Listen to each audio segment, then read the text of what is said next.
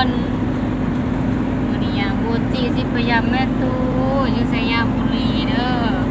มาจากพุละทางใต้พุละแขวงคำม่วนสิไปแขวงสยามบุรีมาเบิ่งต้นทางกันต้นทางของบ้านแม่ตูของบูจีสิเป็นจังไดไปเบิ่งเนาะไปเลยไปดูต้นทางกันป้าตอนนี้อยู่ไสตอนนี้ตอนนี้อยู่ขอบเขตบ้านวังกายมาละคิดว่าหรือว่ายังบ่ฮอดวะ เมืองใด จื้อบ่ได้แล้วได้นี่ เมืองใด บางมื้อ แขวงใด ใกล้เมืองจันทน์ทางไม้ได้เที่ยวทางไม้หลังจากที่ว่ากินขี้ฝุ่นมาหลายปีแล้วตอนนั้นตั้งแต่ตอนมาเรียนมันก็เป็นขี้ฝุ่นหลายถ้าก็เริ่มเฮ็ดเริ่มสร้างถ้าก็ได้เที่ยวทางนี้ปีนี้เวลาแบบเมื่อกี้ทางไม้แล้วมันรู้สึกคือสิลอยได้เด้อ พอดีสองแม่ลูกเพิ่นเฮ็ดช่องใหม่ฝากติดตามสองแม่ลูกเพิ่นเด้อทุกคนเด้อ เด้อ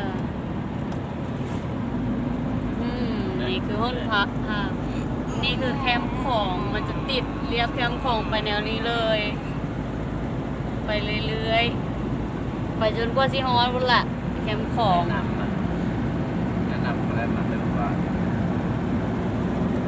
มาแต่เมื่อวานเริ่มเดินทางแต่เมื่อวานแต่ว่ามันยังบ่ฮอดเพราะว่ามันไกลเกินมันต้องส่งมื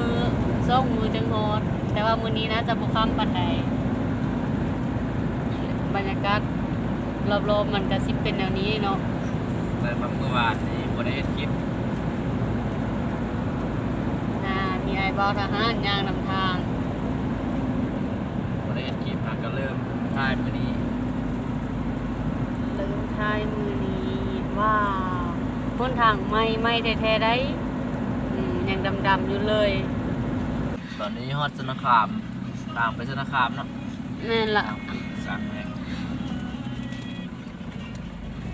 เป็นทางปูยางอยู่แต่ว่ามามันก็สุดแล้วก็เป็นทางแดงแบบนี้ มันทางเว้นเรากำลังก็สร้างมาเห็นบ้านแล้วที่ทาง ยังบ่ทันสมบูรณ์แท้แต่ว่าคนใส่แล้วตัวนี้เป็นขวาแต่สมัยโดนแล้วแหละสมัยดึกดำบรรพ์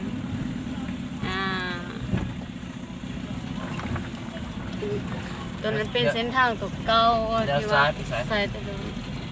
ไปสารคามคือกันแต่ว่ามันเป็นทางโค้งตัวนี้มันจะเป็นทางลาดตัวนี้มันจะหดไหวกว่าละคนเข้ากะหั่นมาใส่ทางเส้นนี้แล้วก็เบิ้งอันนี้งานประชาชนเอาแมมเขียนนี้ซี่ลังคามันก็จะเป็นซี่แบบอองโมกแน่หน่อยนึงเป็นซี่ที่ บุกแป้งหลายคน บริเสียเงินเนาะบริเสียเงินซื้อแต่ว่ามันก็ทาให้โดยอัตโนมัติ ว้าวเพราะมันเขาขายอย่างลงไปเบิ่งดูไข่ปลาคิดว่าเขาไข่ห้อยเยอะไปห้อยเดมีผักอยู่แคมนานำสักหน่อยมันเอาบักคักปันใดเนาะเด้เนาะจอดลงไปเก็บผักจักหน่อยนึงเนาะเอาเมื่อเฮ็ดตำข้าวปุ้น ไปซื้อเอา ไปคนน้อยนอนลงไปเก็บผักกันบัดนี้เนาะลงมาได้ลงกลางนาแล้วได้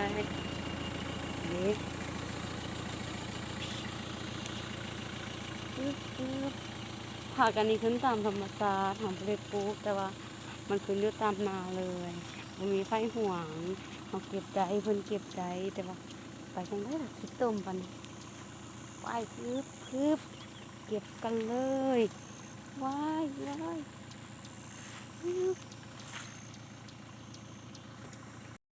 ตึ๊บพึบเก็บ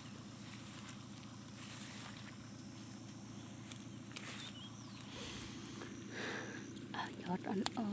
นๆอืมอืม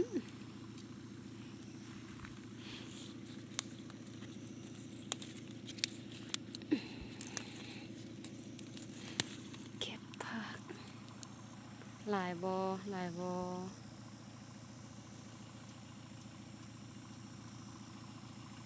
เก็บผักก่อนเด้อทุกคนเด้อเก็บผักแล้วจังสิรีวิวให้เบิ่งต่อไปเด้อวันนี้ออกจากสารคามแล้วเนาะหลังจากที่สามีกินข้าวแล้วก็เดินทางต่อนี่คือหนทางไม่คิดแบบว่าไม่เอี่ยมเลยมาปีกายนี้ยังเป็นทางปูหินอยู่แต่ว่ามาปีนี้ละเพิ่นสร้างสำเร็จแล้วถึงว่าสิบ่สำเร็จก็ประมาณ 90% นี้จะฮอดละ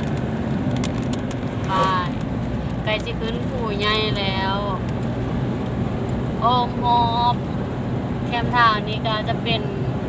ส่วนมันของประชาชนที่เขาเจ้าได้มาจากการเก็บปูมันแต่ละปีแล้วก็จะตากค่ายถ้าคนบ่เมารถก็ขี่รถตู้ไปเนาะแต่ว่าโมจิกับแม่นี่แม่เมารถแม่สิเอาโมจิบ่ได้ก็เลยให้พ่อมานำโอ้ยลูกจะต่ำแม่มันก็อิสระชันเผื่อนไหนเด้บรรยากาศอ้อมหอ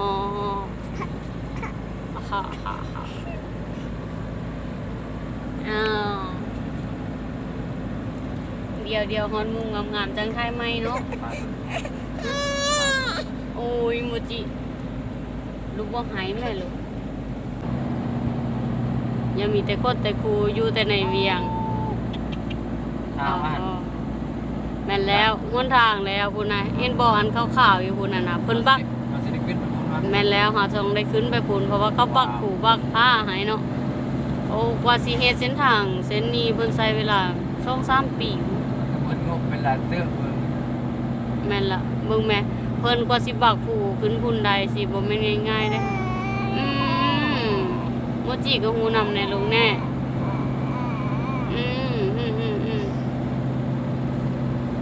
เขตสงวนเนาะเนาะแม่นละเป็นเขตป่าสงวน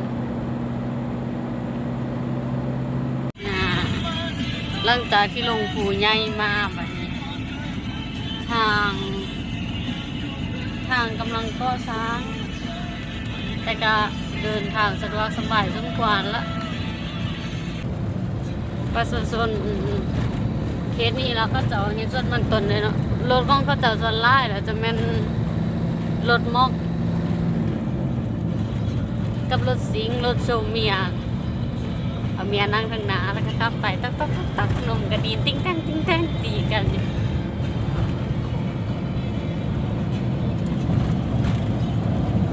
ดอกมะม่วงบางหลายต้นน้อยๆกัน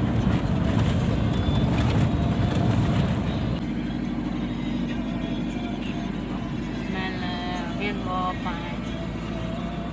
เด้ทางไปนี้ไปบ้านโคกนิ้วแต่ก็บ่เคยไปจักเทื่อดอกว้าวฮอดแล้วฮอดฟ้าสีแดงแอมแพรมคนนอนลิ้นหดซับไกลๆคิดพุ่นเด้ฟ้าแดงหนัก40 ต้นใช้เวลาสร้างเท่าใดบ่ฮู้เนาะตั้งแต่น้อยๆจนใหญ่ฟ้าขาวน้ำคลองฟ้าพวกนั้นก็เป็นปักลายเนาะแม่นแล้วฟ้าเบื้องนี้ยังเป็นสารคามอยู่ได้แต่ฟ้าเบื้องนี้เป็นปักลายน้ำคลองก็จะสีแห้งๆแน่นอนเพราะว่ามันน้ำแรงโอเคขึ้นไปทางเดิมบุญบอกกันไปเบิ้งปูนประตูขึ้นไปเบิ้งปูนเอาตัวไปเดิมทางไหนของขวาน่ะอันนี้ดิ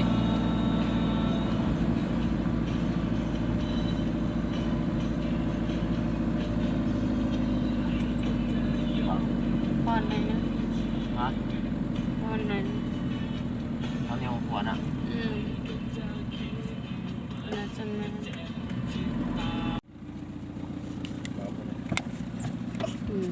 หลังจากที่ถ้าทางดีๆเบิดไปเนาะก็เริ่มมาหอทางวิทยาศาสตร์การต่อสู้แล้วได้สู้ชนทางเข้าบ้านแพ้เข้าตั้งแต่ทางเข้าบ้าน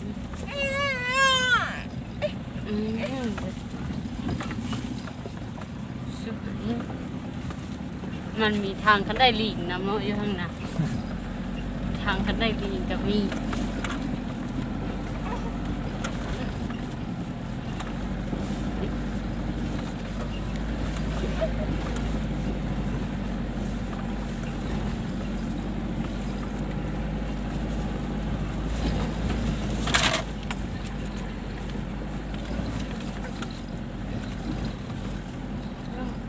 อันนี้ทางคันได้ลิงสันทีนึง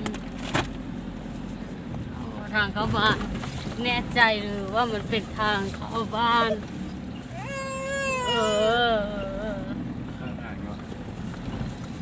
เพิ่งอยู่ได้อยู่ล่ะโอ้ยอย่าห้องอย่าหายแล้วหันเดินไปหอทางคันได้ลิงคันที่สอง เอาเฮ็ดเป็นอย่างนั้น เข้าเฮ็ดแต่ก่อนมันแบบเป็นผู้ที่สั่นนะเวลาสิไปถ่ายอีกมาทางนี้มันต้องได้ยูรถหมอกเด้มันปั้นทางมันโคตรไล่เรือตัวไล่ทีแล้วจำเป็นต้องได้เฮ็ดคันได้ลิงใส่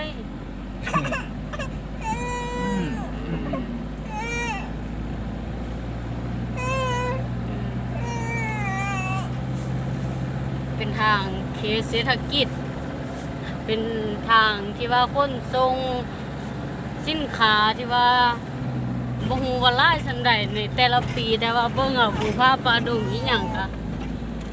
มีแต่มันตนส่วนมันตนลอยส่วนลอย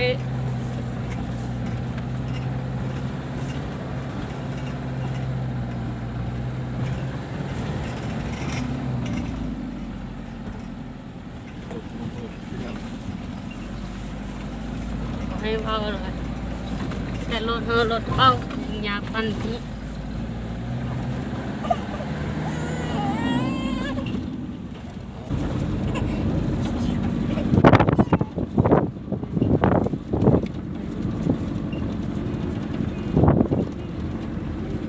เขตนี้เป็นเขตเขาปลูกมันต้นหลายที่สุดผูแต่ละหน่วยถือว่าบุกเบิกเกือบเบิดเลยอาชีพหลักปลูกฝังสิปลูกเลี้ยงสัตว์แต่ละปีก็ถือว่าประชาชนก็มีรายรับหลายพอสมควรเลยตามการผลิตส่วนมันของเขา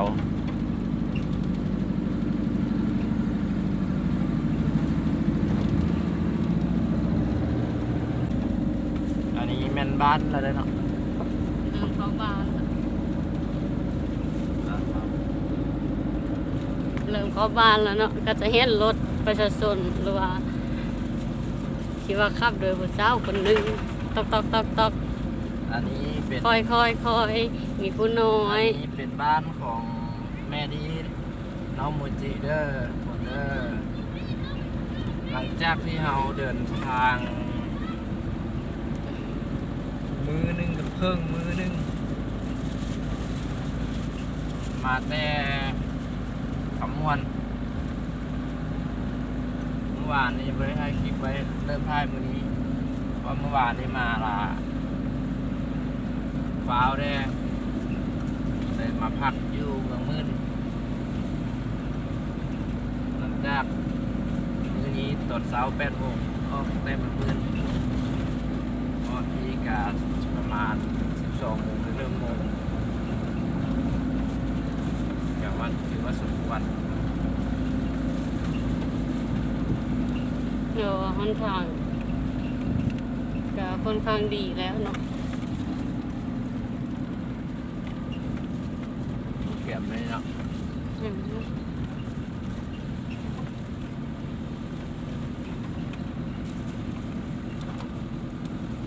น้องโมจิของเฮาก็ใส่ความสงเงอสงแงเพราะว่าเบิ่งเนาะ แล้วพ่อก็เอาแว่นขึ้นป้านนาเนี่ยแล้วก็มีการจอบแนมว่าปันได้ชีฮอดเถื่อนตัวข้างล่าง เขาเกตไหม้ได้เนาะเนาะกลางบ้านเนาะ เขาทุ่มหินเนี่ย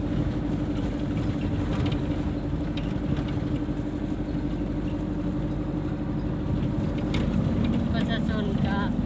โอเคควรใจกันโฮมเงินแล้วก็มา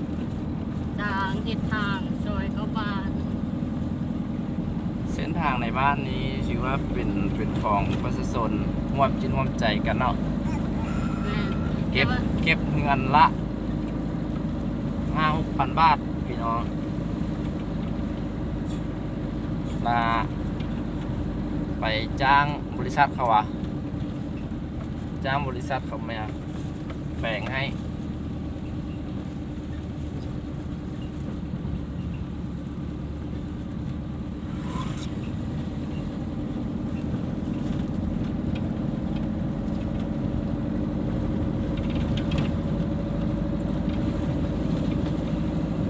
คอยไป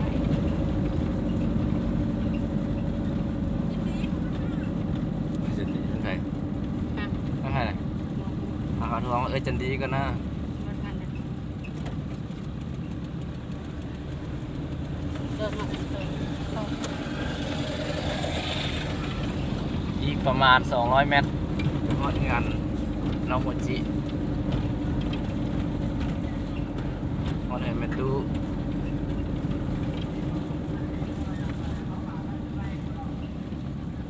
เสียงโอเคกว่า แม่นแล้วเก่ง นอนบนเสาเจ้าที่กันนอน ให้เขามาซื้อนะเขา ว้าวหัว ว้าวนี่เนาะน้ำเนาะ น้ำเนาะ นี่นอนน้ำเนาะ นี่น้ำเนาะน้ำของมดเจี๊ยบเปล่าไป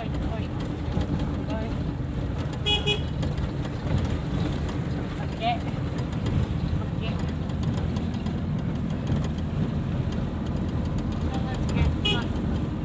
ไม่น่า โอแมนฮอดงานเพิ่นแล้วบัดนี้ เดินทางขึ้นฟ้า ฮอดงานเมตูเพิ่น หลัง แล้ จาก ว ที่ขยับคอคอนมาเช่นนานได้ทางเงินเป็นตัวเป็นยังไงเนาะ อันนี้จะเป็นเงินนี่จะเป็นเงินดอกของพี่น้อง กายแล้วนี่เรามันกายแล้วเลยนี่ อันนี้จะเป็นเงินเมตู แล้วจะเขาว่าไรเนาะต้องได้ถอยอ่ะโอ้รถให้อ่ะรถประตูโมจิคือว่ามูนุยปุยในทางหลัง โมแมนจะได้ไปได้นะ จึงได้ไปได้นี่มันเรือนก็เรือนของเรา แล้วทำไมเขาจอดตันอย่างนี้ทำไมเขาไม่แบ่งทางให้เรานิดหน่อยข้าวจัว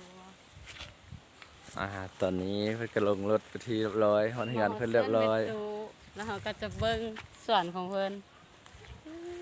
นี่คือส่วนภาคของมิตูนี่คือผลงานของเพิ่นโอ้ยมะขามมันนั่นเนาะเขาน้อยกินมันละ ไปเบิ่งมึง เขาไปจังเลยโอ้ใจกระเจ๋เลยโอ้ดีใจเพิ่นก็ไว้เพิ่นนะยาคันไข่ ไว้เข้าในกัน ไปเข้าไปในเฮือนเบิ่งกลุ่มล้านหอยนี่ค่ะแหน่ เอ้ยนะจันเอ้ยจันเอ้ย บ่ลึง ยังบ้าลืมมือนึงก็อยู่อ่ะโอ้ยดูกันแม่ยาน เขาเนี่ยลืมแยกชิ้นเขาเลย ให้ยังหลุง อ้ายเว้าโทรศัพท์นำกันอยู่ลืมแล้วติ ลมตายก็ดอกนี้นะไม่ถึง ล ต้น มตายกันเดี๋ยวมันจะมันรู้ไหมแต่เรื่องน้อยนะ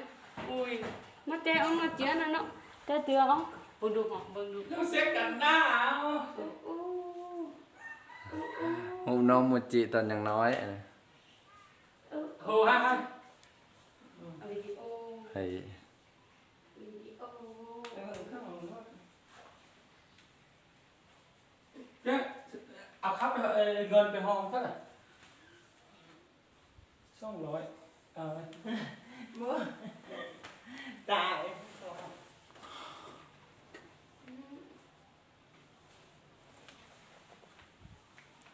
เช้าแล้วติ น้องโมจิน้องโมจิ ข้าวดิงูสิยังได้คือลุงแซมก็ได้ เต็มหัว แม่กับลูกเสียมมา แม่ ปลาเอาก็ต้มมาอยู่ในรถนั่นก็ กระตุ้มเนี่ย เรากำลังนึ่งก็ต้มมันหอมสิเพื่อน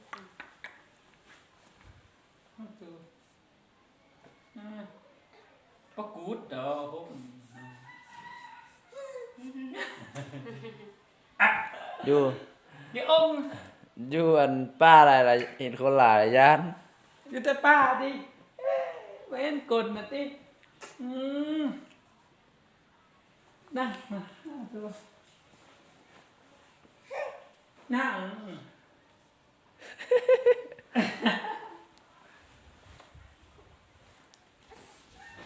เดี๋ยวเรื่องโฟแกมารถก็จะให้อุ้มยกจะ แต่ยังเหอุ้มติ นี่นะตูนอยู่ในเครื่องข้าวหมู นี่คือหุ่นย่างเนี่ยเอาได้ เบิ้งเหรอ ก็บอกวาง โอ้ เงิน อยาก ให้ ได้ เบิ่ง แน่ แม่ อยากได้ก็ วางเงินให้เบิ่งแม่นับเงินมือใดจีป้าป้า ว่าเงินไปอันหาค่านะเขาจะไม่เกินได้แล้วใช่ไหม เอาบอกเขาได้มองอย่างตู้ละ มาฮอตเฮียละเด้อโมจิมาหาตูแล้ว แต่ว่าครั้งแรกที่เห็นมันก็จะหายอย่างนั้นพ่อโอ้แล้วคุณพ่อเอา เดี๋ยวพาเลาะเบิ้งอันรูปลูก